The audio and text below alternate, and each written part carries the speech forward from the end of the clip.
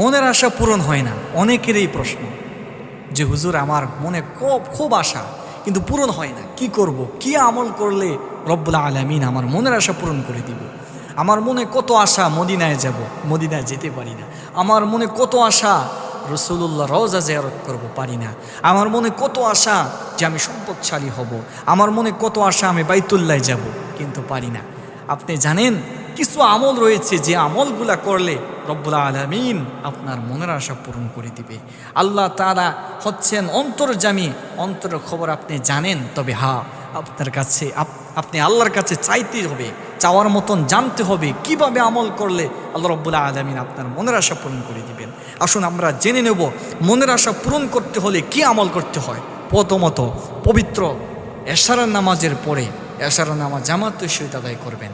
নামাজ আদায় করার পরে যে আমলটুকু করবেন সেটা হলো পবিত্র দুরূদ শরীফ আপনি আদায় করবেন। দুরূদ শরীফ 3 বার পড়বেন। আমি আবারও বলে দিচ্ছি দুরূদ শরীফ 3 বার পড়বেন।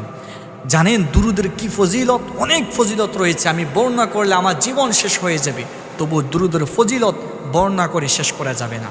রাসূল আকরাম সাল্লাল্লাহু আলাইহি ওয়াসাল্লাম নিজেই বলে দিয়েছেন যে তোমার মনের আশা, তোমার দোয়া আল্লাহ রব্বুল আলামিনের কাছে পৌঁছায় না যতক্ষণ পর্যন্ত আমি নবীর প্রতি দুরূদ শরীফ না পড়ো।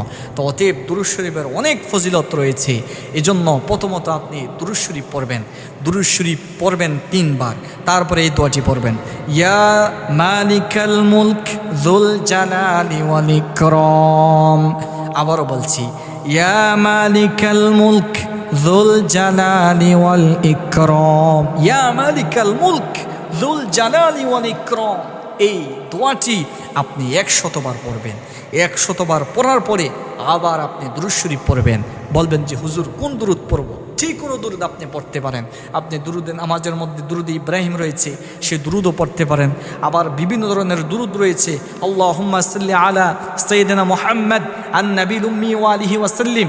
আল্লাহুম্মা সাল্লি আলা সাইয়্যিদিনা নাবিয়্যিনা ওয়া শাফিয়িনা ওয়া হাবিবিনা ওয়া মাওলানা মুহাম্মদ সাল্লাল্লাহু আলা আলিহি ওয়া আসহাবিহি ওয়া বারাকা ওয়া সাল্লাম। এভাবে আপনি পড়তে পারেন। যে কোনো দুরূদ আপনি পড়ে রব্বুল আলামিনের কাছে আপনি চাইবেন, আল্লাহ তাআলা অবশ্যই আপনার মনের মাকসুদ পূরণ করবে, মনের আশা পূরণ করে দিবে।